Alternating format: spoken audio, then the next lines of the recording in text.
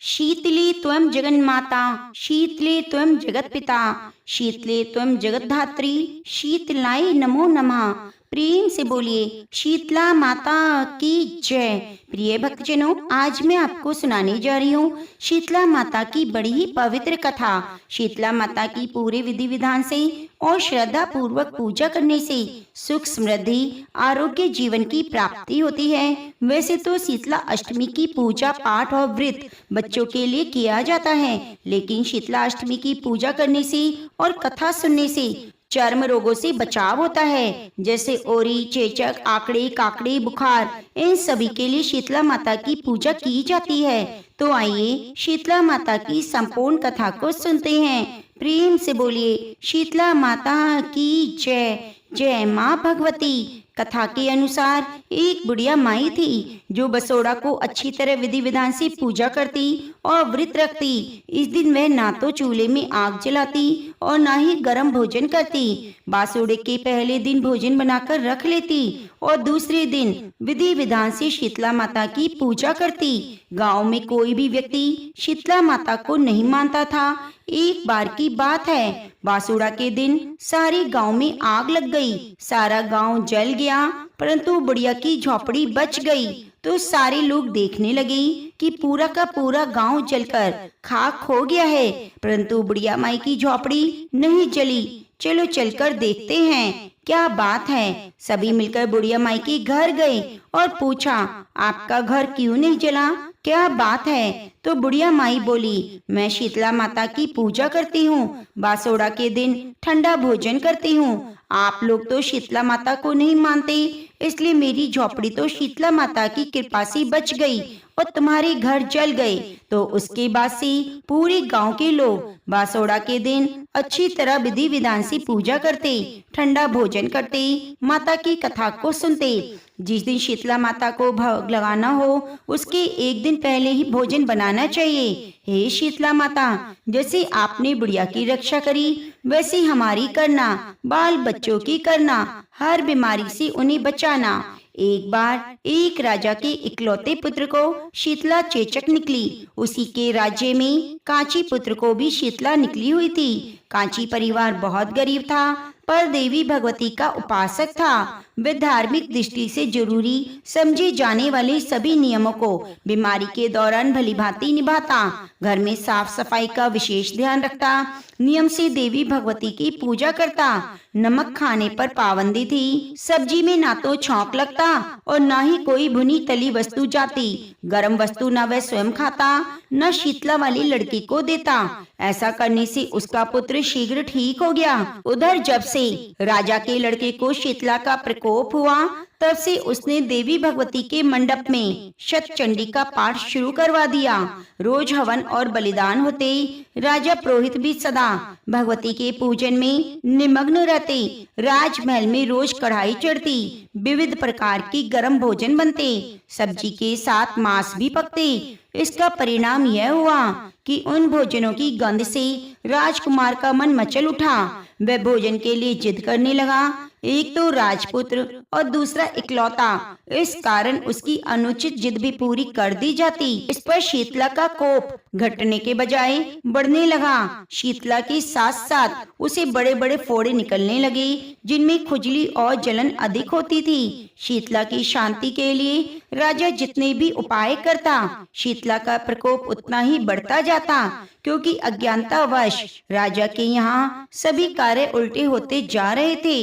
इससे राजा और अधिक परेशान हो उठा। उसकी समझ में नहीं आ रहा था कि इतना सब होने के बाद भी शीतला का प्रकोप शांत क्यों नहीं हो रहा। एक दिन राजा के गुप्तचरों ने उन्हें बताया कि कांची पुत्र को भी शीतला निकली थी, पर वह बिल्कुल ठीक हो गया। यह जानकर राजा सोच में पड़ गया। मैं शीतला की इतनी सेवा कर रहा हूँ, पूजा अनुष्ठान कर रहा हूँ, पर मेरा पुत्र और अधिक बीमार होता जा रहा है, जबकि कांची पुत्र बिना सेवा पूजा के ही ठीक हो गया। इसी सोच में उसे नींद नहीं आई। श्वेत वस्त्र धारणी भगवती ने उसे सपने में दर्शन देकर कहा, हे राजन, मैं तुम्हारी सेवा अर्चना से प्रसन्न हूँ, इसलिए आज तुम्हारा पुत्र जीवित है। इसके ठीक ना होने का कारण यह है कि तुमने शीतला के समय पालन करने योग्य नियमों का उल्लंघन किया।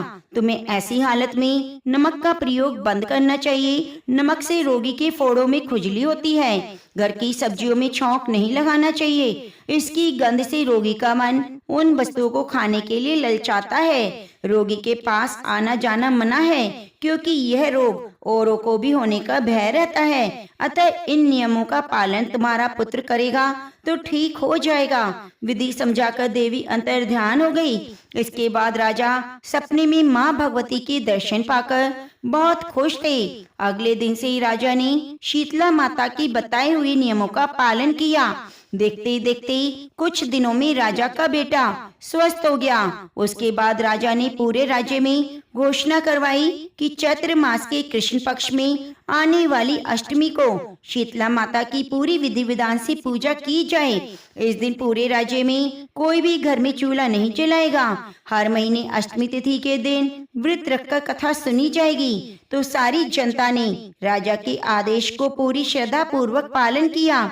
ऐसा करने से शीतला माता का आशीर्वाद प्राप्त हुआ और पूरे राज्य में कभी भी रोग व्याधि नहीं आई। तो इस तरह कोई भी व्यक्ति शीतला माता की पूजा करता है, कथा को सुनता है, तो वह बीमारियों से दूर रहता है।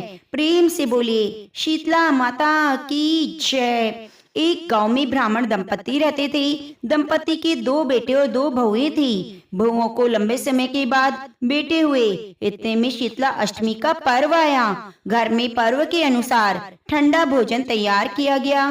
दोनों बहुओं के मन में विचार आया, यदि हम ठंडा बासी भोजन खाएंगे तो बीमार हो जाएंगे और बेटे भी अभी छोटे हैं। इस विचार के कारण दोनों बहुओं ने चोरी छिपे पशुओं के दाने तैयार करने के बर्तन में गुपचुप 2 बाटी तैयार कर ली। सास बहू शीतला माता की पूजा करके आई और शीतला माता की कथा सुनी। बाद में सास शीतला माता का भोजन करने बैठ गई, लेकिन दोनों बहुएं बच्चे रोने का बहाना बनाकर घर आ गईं।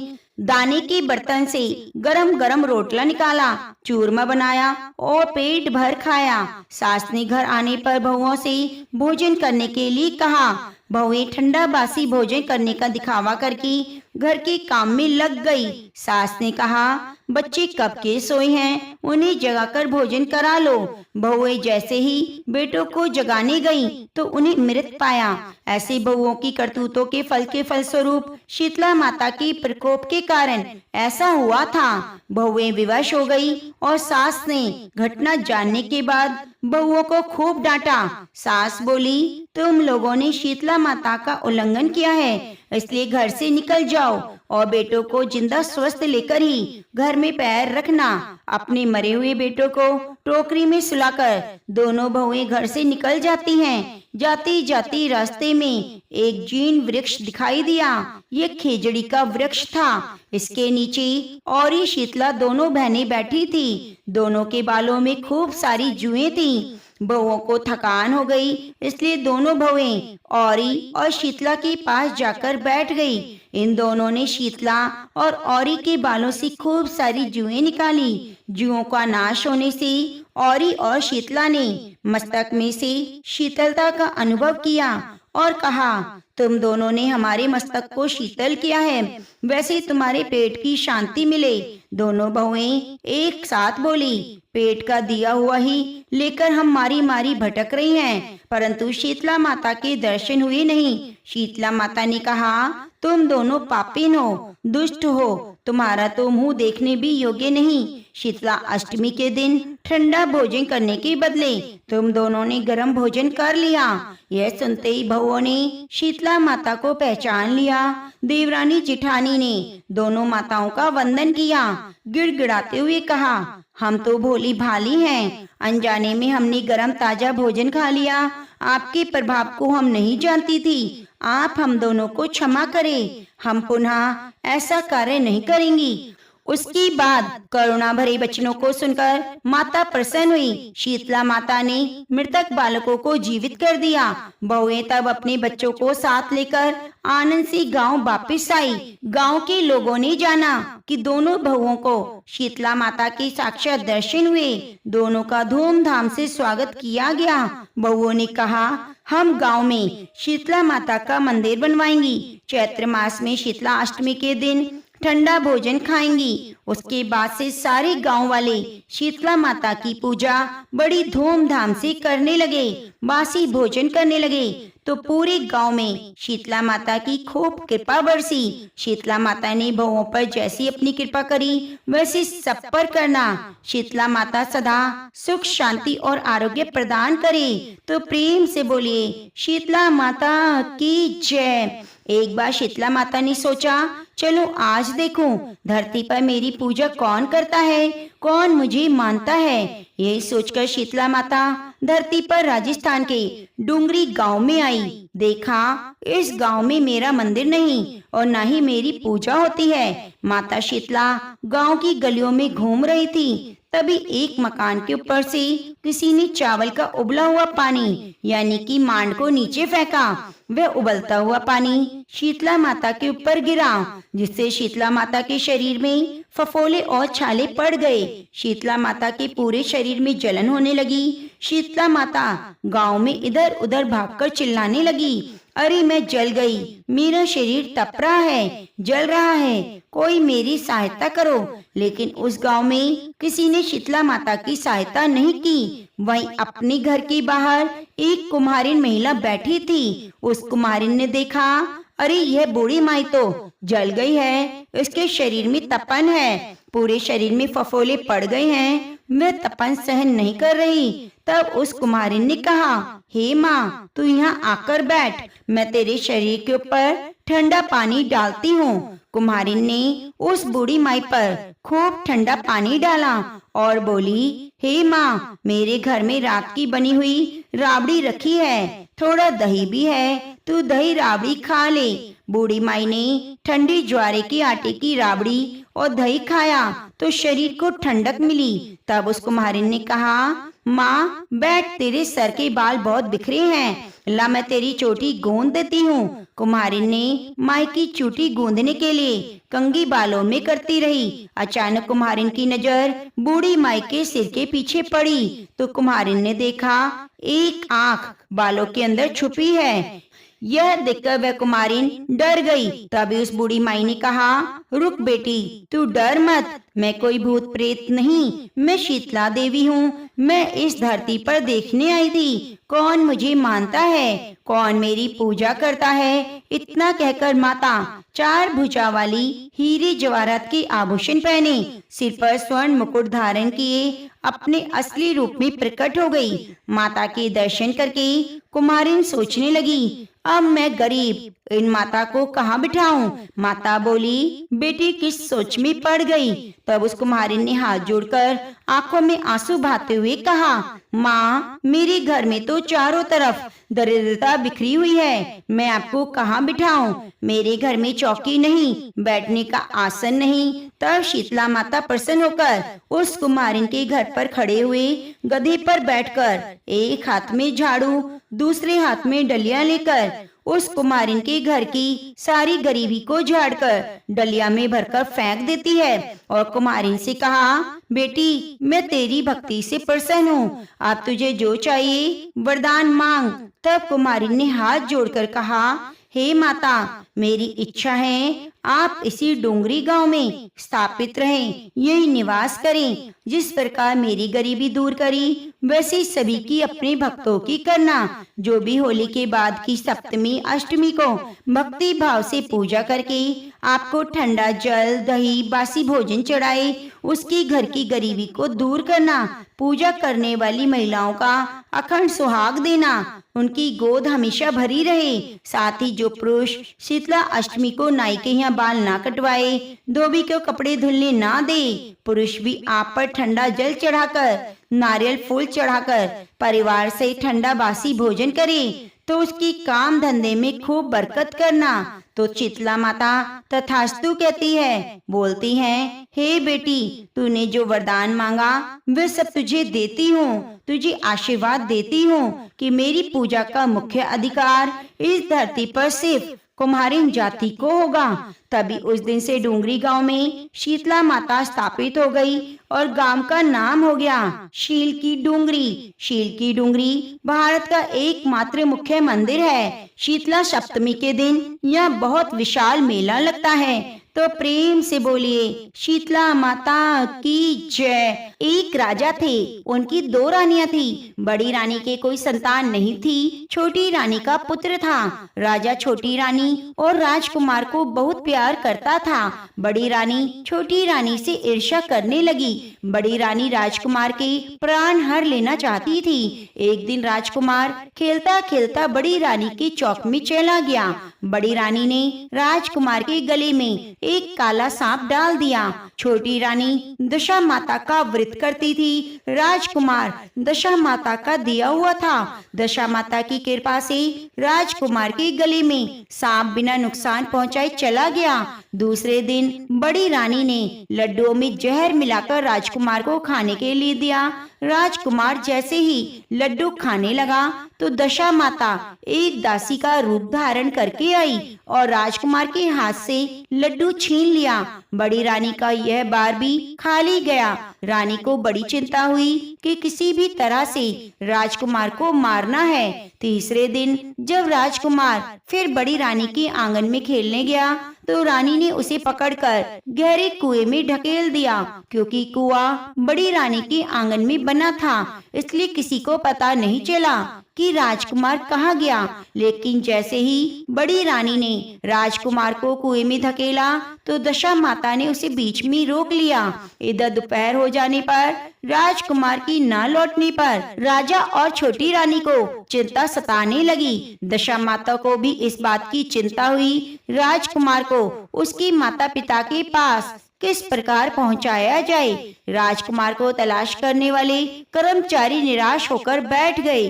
राजा और छोटी रानी पुत्र शोक में रोने लगे। तब दशा माता ने भिखारी का रूप धारण किया और राजकुमार को गले से लगाए राजद्वार पर पहुंची। वह राजकुमार को एक वस्त्र में छिपाए हुए भिक्षा मांगने लगी। सिपाहियों ने उसे दुत्कार कर कहा, तुम्हें भिक्षा की पड़ी है और यहाँ राजकुमार खो गया है। सारे लोग दुख और चिंता से व्याकुल है। इस पर दशा माता बोली, भाइयों, पुण्य का प्रभाव बड़ा ही विचित्र है। यदि मुझे भिक्षा मिल जाए तो संभव है खोया हुआ राजकुमार लोगों को मिल जाएगा। यह कहकर वह देहरी पर पैर रखने लगी। सिपाहियों ने उसे आगे बढ़ने से रोका। उसी समय दशा माता ने बालक का पैर वस्त्र से बाहर कर दिया। सिपाहियों ने समझा कि कुंवर उसके हाथों में है, इसलिए उसे अंदर जाने दिया। दशा माता कुंवर को लेकर भीतर चली गई। उसने राजकुमार को चौक में छोड़ दिया और वापस चली गई। परंतु रानी ने दशा माता रूपी भिखारिन को देख लिया। उसने कहा, खड़ी रहो और कौन हो तुम? तुमने 3 दिन मेरे बेटे को छिपा कर रखा था। तुमने ऐसा क्यों किया? तुम्हें मेरे इस प्रश्न का उत्तर देना होगा। दशा माता उसी समय ठहर गई। उन्होंने बताया, मैं तुम्हारे पुत्र की चोरी करने वाली नहीं, मैं तो तुम्हारी आराध्य देवी दशा माता हूँ। मैं तुम्हें सचेत करने आई हूँ कि बड़ी रानी तुमसे ईर्ष्या रखती है। वह तुम्हारे पुत्र के प्राण हर लेना चाहती है। एक बार उसने तुम्हारे पुत्र के गले में काला सांप डाला, जिसे मैंने भगाया। दूसरी बार विष के लड्डू दिए, जिसे मैंने उसके हाथों से छीन लिया। इस बार उसने तुम्हारे पुत्र को कुएं में डाला और मैंने बीच में ही उसे रोककर रक्षा की। इस समय मैं भिखारिन के वेश में तुम्हें सचेत करने आई हूँ। यह सुनकर छोटी रानी दशा माता के पैरों में गिरकर क्षमा मांगने लगी। छोटी रानी विनती भाव से बोली, जैसी कृपा आपने मुझ पर दर्शन देकर की, मैं चाहती हूँ आप सदैव इस महल में निवास करें और मुझसे जो सेवा पूजा होगी वह मैं करूँगी। इस पर दशा माता बोली, मैं किसी के घर में नहीं रहती। जो श्रद्धा पूर्वक मेरा ध्यान और स्मरण करता है, मैं उसी के हृदय में निवास करती हूँ। मैंने तुम्हें साक्षात दर्शन दिए, इसलिए तुम सुहागिनों को बुलाकर उन्हें यथाविधि आदर सत्कार के साथ भोजन कराओ। नगर में ढिंडोरा पिटवा दो कि सभी लोग मेरा डोरा लें और इस व्रत को करें। इतना कहकर दशा माता अंतर ध्यान हो गई। रानी ने अपने राज्य की सौभाग्यवती स्त्रियों को निमंत्रण देकर बुलाया और उपटन से लेकर सिर से आभूषण तक श्रृंगार कर उनकी यथाविधि सेवा करके भोजन कराया और दक्षिणा में गहने देकर विदा किया। रानी ने अपने राज्य में ढिंडोरा पिटवा दिया कि अब से सब लोग दशा माता का डोरा लिया करें। तो प्रेम से बोलिए दशा माता की जय। एक सास और बहू थी। बहू का पति विदेश गया हुआ था। एक दिन सास ने बहू से अग्नि लाकर भोजन बनाने को कहा। बहू गांव से अग्नि लेने चली गई, लेकिन किसी ने अग्नि नहीं दी। कहा जब तक दशा माता की पूजा ना हो जाए अग्नि नहीं मिलेगी। बहू खाली हाथ घर लौट आई। उसने सास से कहा गांव में दशा माता की पूजा है, इसलिए कोई अग्नि नहीं देता। शाम को सास अग्नि लेने गई, तभी स्त्रियों ने कहा सवेरे बहू आई थी, परंतु हमारे यहाँ पूजा नहीं हुई थी, इसी कारण अग्नि नहीं दी। ऐसा कहकर उन्होंने सास को अग्नि दे दी, क्योंकि अब माता की पूजा हो चुकी थी। सास अग्नि लेकर घर के दरवाजे पर पहुंची थी कि एक व्यक्ति बछड़ा लिए आया। उसके पीछे गाय भी आ रही थी, जिसने अभी अभी बछड़ा दिया था। सास ने उस व्यक्ति से पूछा क्या इस गाय ने पहली बार बछड़ा दिया है? आदमी ने कहा हाँ, पहली बार दिया है। सास ने बहू से कहा हम तुम भी दशा माता का गंडा लेंगे, व्रत करेंगे। दोनों ने गंडे की पूजा की। सास बहू 10-10 मोटी रोटी बनाती, 21वीं रोटी गाय को दी। दशा माता की पूजा करने के बाद सास बहू दोनों पारण करने बैठ गई। उसी समय बहू का पति विदेश से आ गया। उसने दरवाजे पर से आवाज लगाई। सुनकर माँ ने मन में कहा कि पारण कर चुकूंगी तब दरवाजा खोलूंगी। बहू ने अपनी थाली का अन्न इधर उधर करके जल्दी से पानी पिया और उठ खड़ी हुई। उसने तुरंत जाकर दरवाजा खोल दिया। पति ने पूछा माता कहाँ है? बहू ने कहा वे तो अभी पारण कर रही हैं। पति बोला इतने दिनों तक न जाने तू कैसे रही, माता लाएगी तब जल पीऊंगा। माता पारण कर अपनी थाली धोकर पी चुकी थी। तब लड़के के पास गई। माता ने थाली परोसी, फिर बेटा भोजन करने बैठ गया। हाथ में प्रथम ग्रास लिया। फरों के टुकड़े जो बहू ने थाली से फेंक दिए थे उचक कर लड़के के सामने आने लगे। लड़की ने माँ से पूछा। माँ बोली बहू जाने। सुनते ही लड़का आग बबूला हो गया। जिसके चरित्र की तुम साक्षी नहीं, उसको अभी बाहर करो। माता ने पुत्र को हर तरह से समझाया, परंतु उसने एक ना मानी। वे यह कहता रहा उसे बाहर निकालो, तभी मैं घर में रहूंगा। माँ ने सोचा बहू को थोड़ी देर की बाहर कर देती हूँ, थोड़ी देर में लड़के का गुस्सा शांत हो जाएगा, फिर बहू को वापस अंदर बुला लूंगी। सास ने बहू से कहा घर के दरवाजे से बाहर निकालकर बरामदे की छत के नीचे खड़ी रहे। जब बहू बाहर जाकर खड़ी रही तो छत बोली दशा माता के विरोधी मैं छाया नहीं दे सकती। तब बहू वहाँ से हटकर कचरे के ढेर के पास जाकर खड़ी हो गई। कचरा बोला इतना भार कूड़े का नहीं जितना तेरा है, चल यहाँ से हटकर कहीं और जा। इस तरह से जहाँ वह जाती वहाँ से हटा दी जाती। फिर बहू अत्यंत दुखी होकर जंगल में चली गई। जंगल में भूखी प्यासी फिरती रही। एक अंधे कुएं में गिर गई। उसे चोट लग गई, नीचे जाकर बैठ गई। उसी समय राजा नल शिकार खेलते खेलते वहां आ पहुंचे। उनके साथ वे सब लोग बिछड़ गए थे। वे प्यास के मारे भटकते हुए उसी कुएं पर आए जिसमें बहू गिरी थी। राजा नल के भाई ने कुएं में लोटा डाला तो बहू ने उस लोटे को पकड़ लिया। तब भाई ने राजा से कहा इस कुएं में तो किसी ने लोटा पकड़ रखा है। तब राजा ने कुएं के पास जाकर कहा भाई यदि तू पुरुष है तो मेरा धर्म का भाई है, यदि स्त्री है तो मेरी धर्म की बहन है, जो भी है बोल। बहू ने आवाज दी। राजा ने उसी कुएं से बाहर निकाला और हाथी पर बिठाकर अपनी राजधानी ले गया। महाराज को महलों की ओर आते देखकर महारानी को खबर की गई। महाराज आ रहे हैं और वे भी रानी को ला रहे हैं। रानी बड़ी दुखी हुई। महाराज सामने आ पहुँचे। तब रानी ने विनय की महाराज मुझसे क्या भूल हो गई जो अब दूसरा विवाह कर आए। इस पर राजा ने हंसकर कहा, तुम्हारी सौत नहीं, तुम्हारी बहन आई है। यह सुनते ही रानी का मुंह खिल उठा। राजा ने बहू का नाम मुंह बोली बहन रख दिया और उसके लिए अलग महल बनवा दिया। एक दिन राजा की एक घोड़ी ने बच्चा दिया। तब वह बहन से बोली, अपनी दासी से पूछो क्या घोड़ी ने पहली बार बच्चा दिया है या दूसरी तीसरी बार। दासी ने जवाब दिया, पहली बार दिया है। तब बहन ने रानी से कहा, आओ भाभी, हम तुम दोनों दशा माता का डोरा लें। रानी ने पूछा, किसके डोरे और कैसे डोरे, वो मुझे समझाओ। बहन ने कहा, दशा माता की व्रत का नियम है, पहले पहर जब गाय या घोड़ी कोई स्त्री बच्चा देती है तो डोरा लेकर व्रत प्रारंभ करते हैं। 9 व्रत करने के बाद 10वें दिन डोरे का पूजन करके विसर्जन किया जाता है। इसी के साथ उनको पारण के नियम बताए। तब रानी बोली, ननद जी ये कैसा व्रत है। ननद बोली, भाभी जी मुझसे जो चाहती हो सो कह लो, परंतु व्रत के बारे में कुछ मत कहो। मैं इसी व्रत के पालन में गलती करने के कारण मारी मारी फिरती हूँ, तुम्हारे द्वार आई हूँ। ऐसा कहते हुए बहन ने पूर्ण श्रद्धा से डोरा लिया।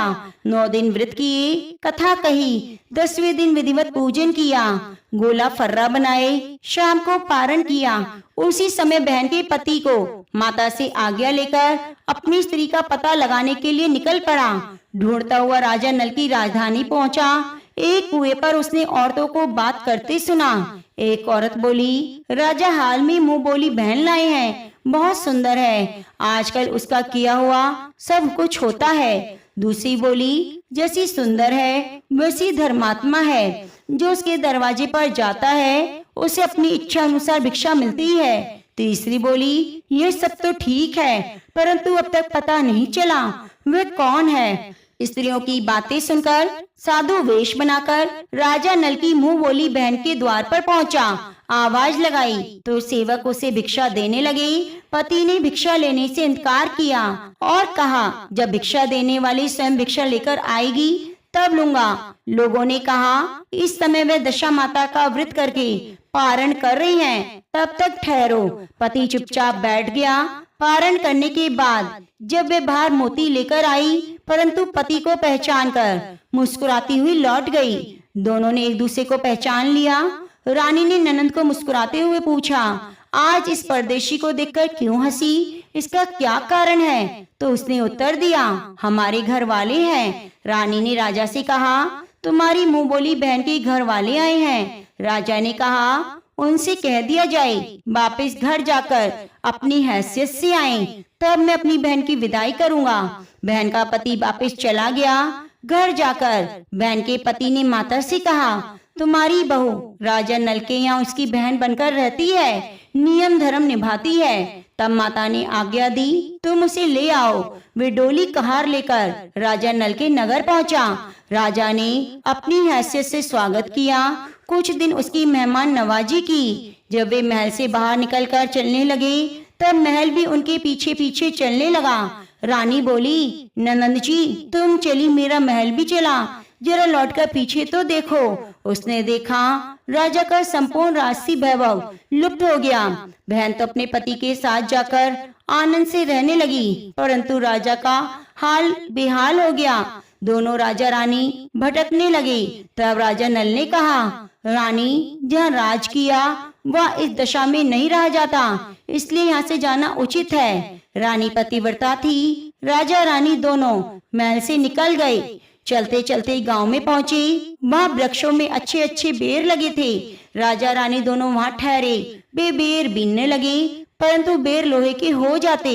राजा रानी जो वस्तु को हाथ लगाते वह पत्थर बन जाती। राजा रानी आगे बढ़े। रास्ते में उन्हें एक बनिया मिला। उसने राजा नल को पहचान कर रानी को आटा दिया। वे आटा लेकर एक नदी के किनारे गई। वहाँ रानी भोजन बनाने लगी। राजा स्नान करने लगा। रानी ने रोटियां सेक कर रख ली। जब राजा आए भोजन करने बैठे तो रोटियां ईंट के समान हो गई। राजा रानी वहाँ से चलकर अपनी बहन के यहाँ गए।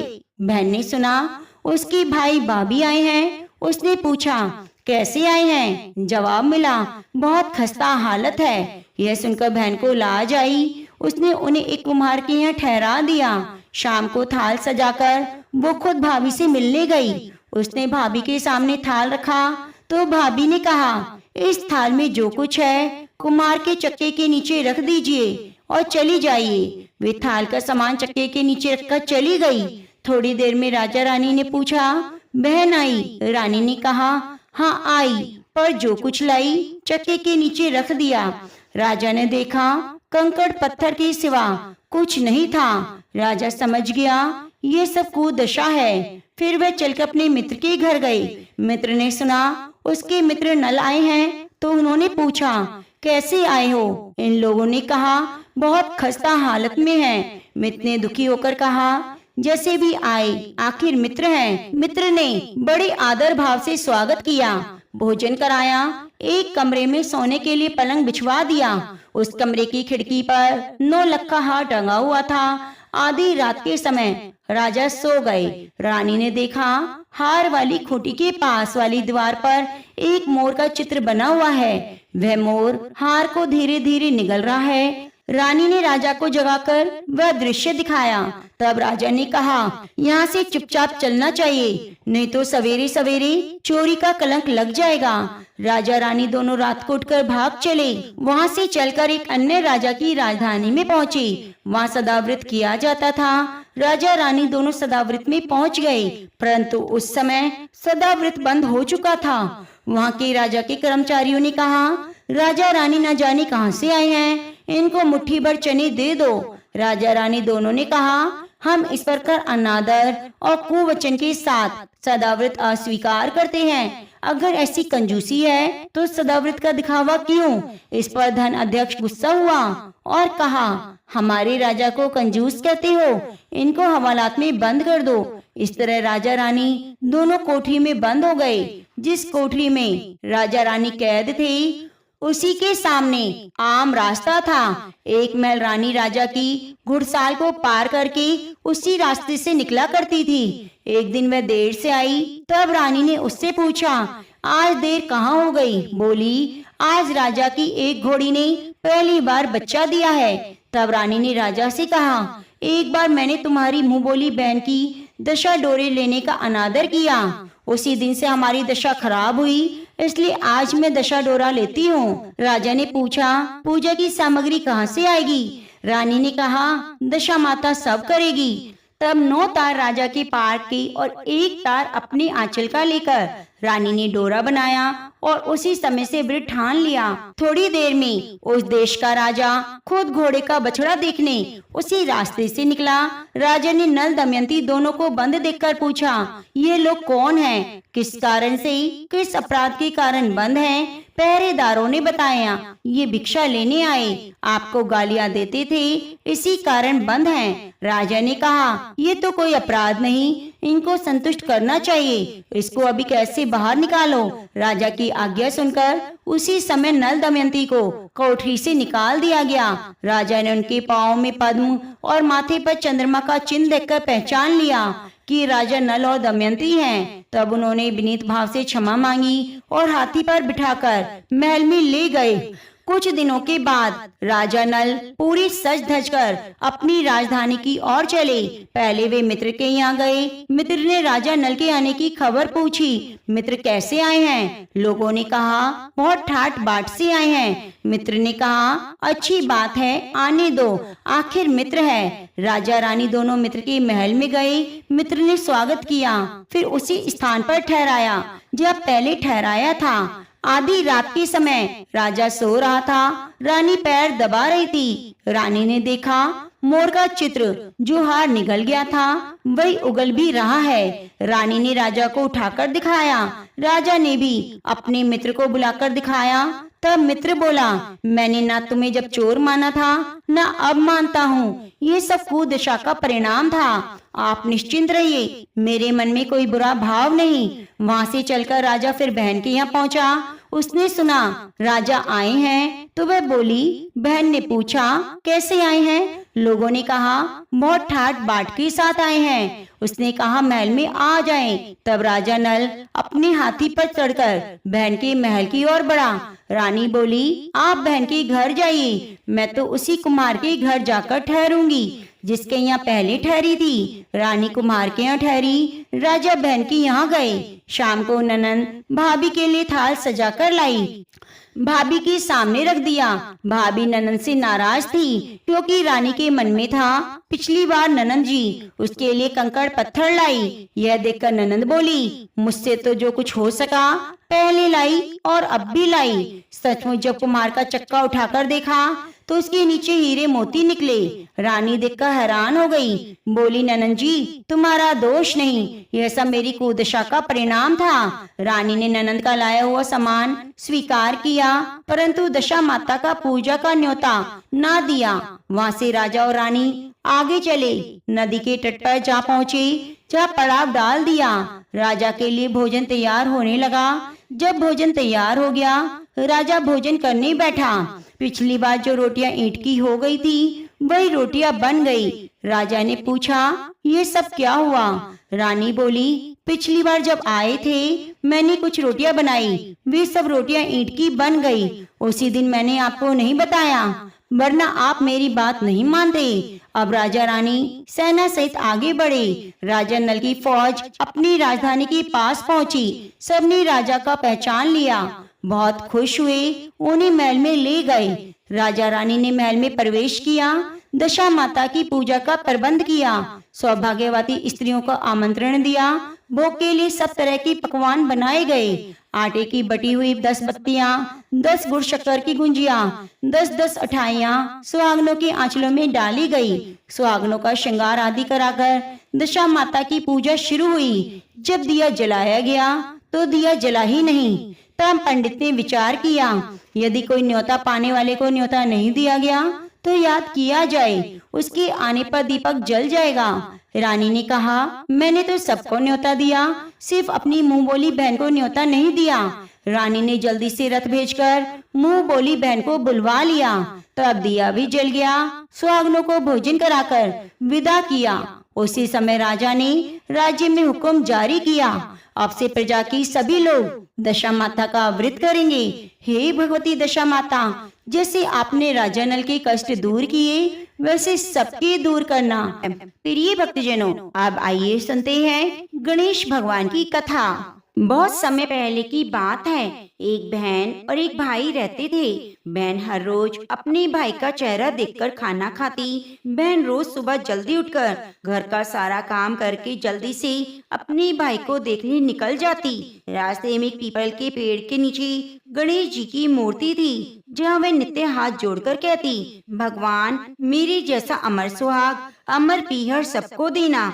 रास्ते में जाते हुए जंगल का कांटा उसके पैर में चुभ जाता। एक दिन बहन ने अपने भाई का चेहरा देखा और बैठ गई। भाभी जी ने उससे पूछा, भाई जी तुम्हारे पैरों में क्या हुआ है? बहन ने कहा, रास्ते में आते वक्त जंगल का कांटा पैर में चुभ गया। यह कहकर बहन अपने घर चली गई।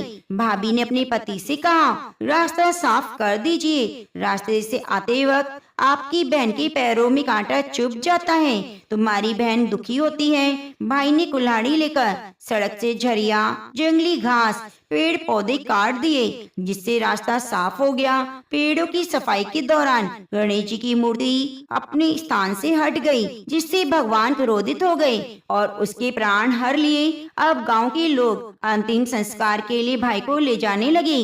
तभी भाभी ने रोते हुए कहा, थोड़ी देर रुक जाओ, उनकी बहन हर रोज अपने भाई का चेहरा देखती है। लोगों ने कहा, आज तो देख लेगी, कल से क्या देखेगी? बहन रोज की तरह अपने भाई का चेहरा देखने के लिए सड़क से आती थी। सड़क से आते हुए बहन ने देखा रास्ता एकदम साफ है, पेड़ पौधे, जंगली घास सब कटे हुए हैं। थोड़ा और आगे जाके देखा तो गणेश जी की मूर्ति भी वहाँ से हटी हुई थी। यह देखकर जल्दी से खेजड़ी की डाल लेकर जगह साफ की और गणेश जी की मूर्ति को अपने स्थान पर रख देती है और हमेशा की तरह हाथ जोड़कर कहने लगी, भगवान मेरे जैसा सुहाग और मेरे जैसा अमर प्रिय सबको देना। भगवान गणेश ने बात सुनी, सोचा अगर आज मैंने इसकी बात नहीं सुनी तो दुनिया में कोई भी नहीं मानेगा, कोई हमारी पूजा नहीं करेगा। भगवान गणेश कहते हैं, बेटी खेजड़ी के 7 पत्ते ले जाओ, इन्हें कच्चे दूध में मिलाकर अपने भाई के शरीर पर छींटे मार देना, वह उठ जाएगा। जब बहन ने पीछे मुड़कर देखा तो कोई नहीं था। उसने सोचा जैसा सुना वैसा कर लेती हूँ। खेजड़ी के 7 पत्ते लेकर घर गई, देखा लोगों की भीड़ लगी है। उसने घर जाकर देखा भाई का शरीर रखा हुआ था, भाभी रो रही थी। उसे गणेश जी से जैसा सुना था वैसे कच्चे दूध में खेजड़ी के 7 पत्ते मिलाकर अपने भाई के शरीर पर छिड़क दिया। भाई जाग गया। भाई ने उठकर कहा, मुझे बहुत गहरी नींद आई। बहन ने कहा, ऐसी नींद किसी शत्रु को न आए। भाई को सारी घटना बताई। हे गणेश जी महाराज, जैसे अमर सुहाग अमर पीहर उस बहन को दिया, वैसी कथा कहानी कहने वाले सुनने वाले सबको देना। तो